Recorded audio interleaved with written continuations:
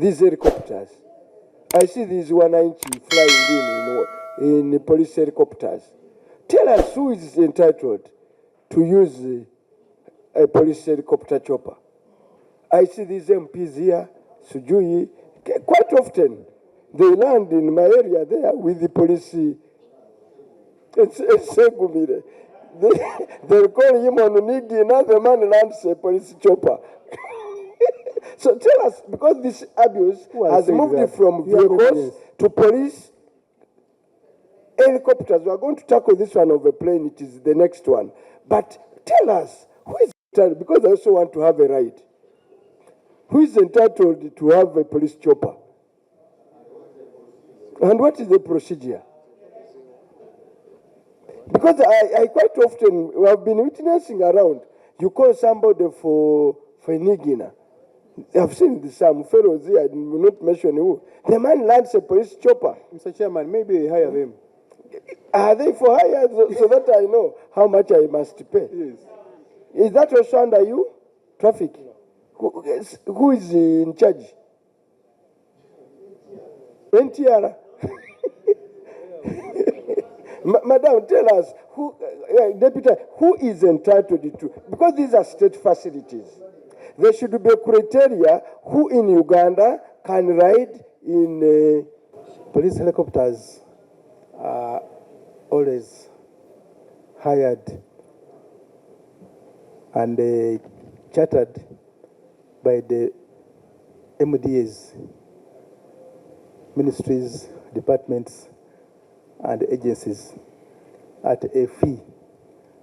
And that fee always termed as non-taxable revenue for the police.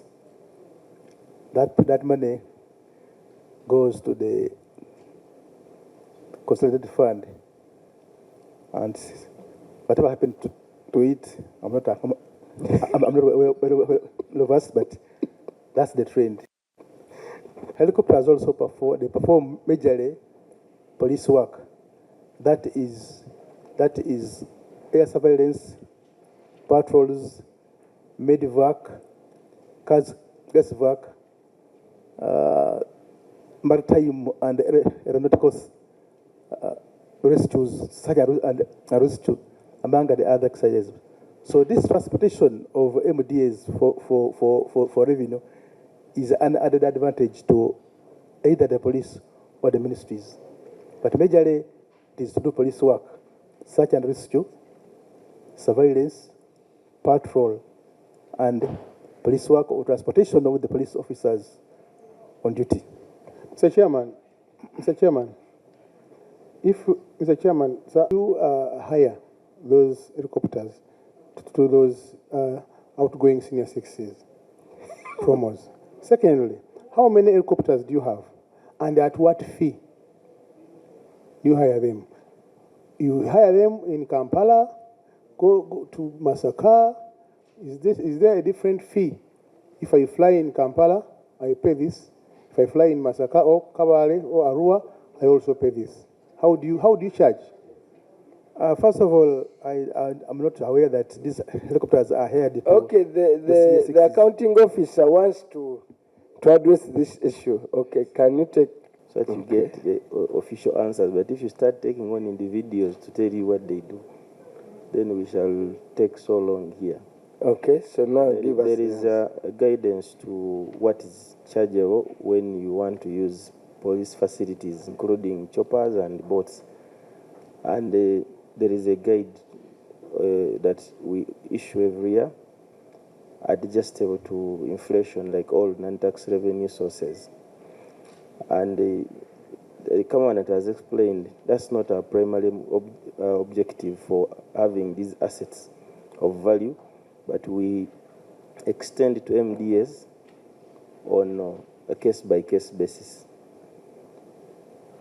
So it's not that we are doing business of hiring choppers to raise revenue. Thank you, Chair. But Chair, supposing there's an emergency and the chopper is supposed to be used and then it has been hired, what happens in such a situation? Chair, the choppers are not hired randomly. We manage them and they are within the country. So we also prioritize what takes precedence over the other. As you give out a chopper with police at the end of the day. Now let's talk about this aircraft. You bought an aircraft at a cost of $7.8 million. And this aircraft is called Plagio P180 Avat 11 Evo. This aircraft, which you bought at that cost $7.8 million, is equivalent to how much? It's a lot of money in billions. Get me the figure there. This aircraft, since you bought it in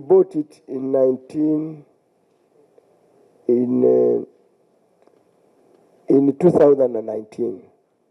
It has flown for only 117 kilometers since you bought it. Reason, it is incapable of landing on non-tarmacked runways. That is 29 billion. So this aircraft, literally, the auditor says, is literally non-functional. It doesn't do anything, but you are meeting high costs of its maintenance. So the question that arises with this helicopter, who made a needs assessment? Notice this is the fixed wing. Actually, it's a plane. It's a plane. Who made a needs assessment that will procure a plane for police, which literally cannot land in the vast areas of Uganda? But you spend public money, and the damn stuff is just idle. We are meeting costs.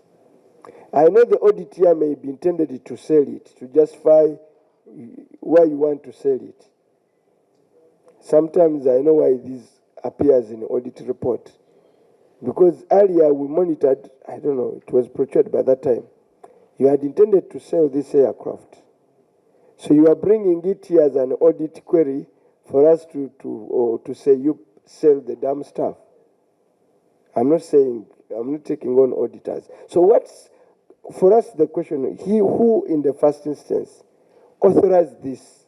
All assets depend on the assessment of what is required as capabilities for police.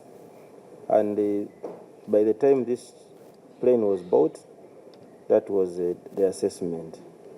However, because it cannot land in untarmacked areas in the country, we had the challenge of using it on an everyday basis. And Chair, it's not true that we are in the process of disposing it off.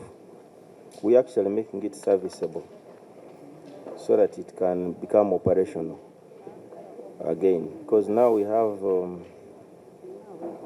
areas where... So you are saying it's not operational now?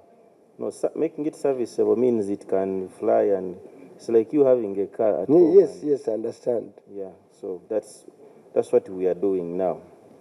The disposal was a rumor, and it came on the floor of Parliament. We've been clarifying. It's not what we are planning to do. This was an asset. You rightly asked that who made an assessment for the purchase of this aircraft. But the way the PS is casually responding, to him there is no problem to spend 29 billion, and an aircraft moves from 2019 to 2025. Those are 6 years. And if it has moved for 117 kilometers, that means every year it moves 6 kilometers. So if you get the 29 billion and divide it into 6 years, you can divide every and month. See, yes, divide Every into month. every month, every week, every day, and every second. How much the country has lost on purchase of a 29 billion aircraft. And to the PS, it is business as usual. For him, he's comfortable. To move 6 kilometers a year. 6 kilometers a year. And that is why he tells you we have an aircraft here where casually To him, it doesn't We matter. service it. So we service it, you know, even if it doesn't work, we have money, we can service it. But he's the same person who cannot even provide a motorcycle to Zimbabwe. We don't have motorcycles, not even a bicycle, not even a wheelbarrow. So for me, I'm very uncomfortable, Honorable Chair, to the PS, for such a matter to casually respond. How many motorcycles would we have bought using this money, the 29 billion? Let him tell us, how many motorcycles would we have bought? So, Chair, this cannot be left at this. Chair, to add on that, I would like to know from the PS, did you personally go? Because, my colleague is saying, the vice chairperson, that you answering casually. How do you spend a lot of money on such an aircraft, knowing that the conditions we have in Uganda, they don't allow?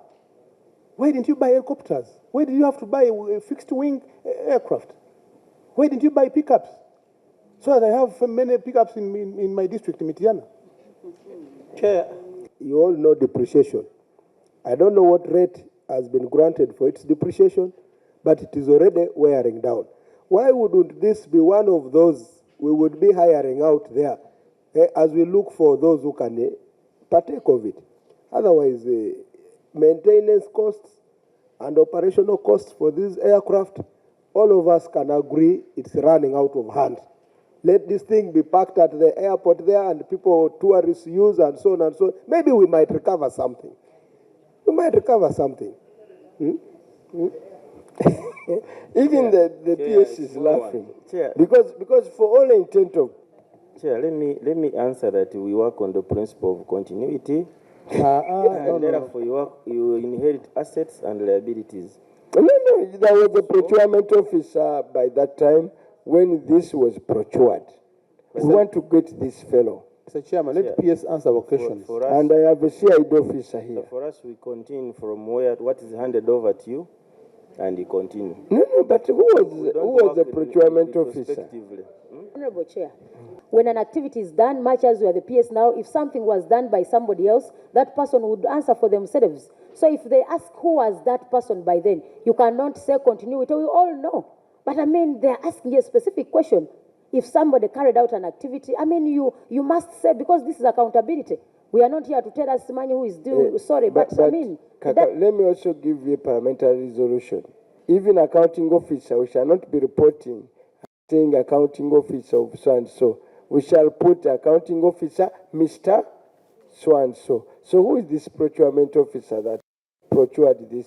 That doesn't satisfy also the question you put on table. Because if I want to you want now to determine which questions I put on table. Order. No, Chair, what you are saying is Order. You make it look like the procurement officer is the one who determines which... No. He's the one I want. Who was the procurement officer? Why do you set yourself questions? Did you procure yourself? Yourself? No. Who was the procurement officer? I need to find out.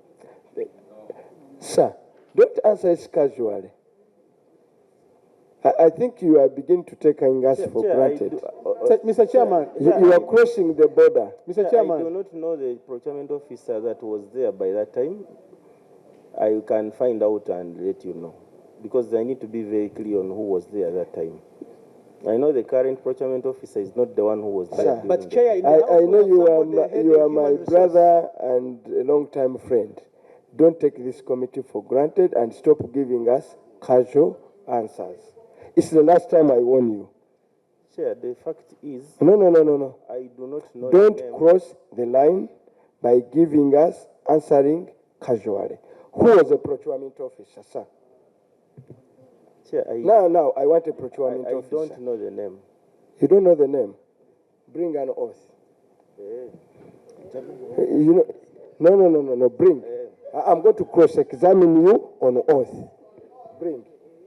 I've just been told the name. Chair, my neighbor here doesn't know, and I asked... No, I'm saying, you see, the reason why you came with all these officers is to aid you. You cannot casually begin to come, please administer the sworn witness. I'm going to administer oath on you, and you begin to answer every question until the end of this session on oath. Chair, with your indulgence, the fact that he knows the name, I request that for this one you stay the issue of the oath, and he gives us the name. Just if he happens to behave the same way as we do proceed, at least you put him on oath. But for now, I request that because he has been really, much as he has been up and down, but for now you can. I request that, Chair, I really, with the support of members, Chair, I request that you stay this and he gives us the names. If he happens to behave the same way, we can then put him on oath. That is my request, Chair. Mr. Chairman, you have... But if you continue to misbehave, I will immediately put you on oath. It doesn't matter how many officers you are. Even IDP, I can. On this day, always, I'm also with some authority. Outside here, you'll get me. But now, so let's study who was the procurement officer, sir? Chair, I've been told he was actually called Isaac Chaligonza. Is he around? I think now he's in Minister of Finance. You see, this is why we want to go for these people. They create these wastages and are moved to more, do you say, position. Who is Isaac who? CID? CID. Get Isaac Chaligonza today. By end of today. Query wastage of public resources. And from there, I want you to investigate this and give this committee a report in 2 weeks.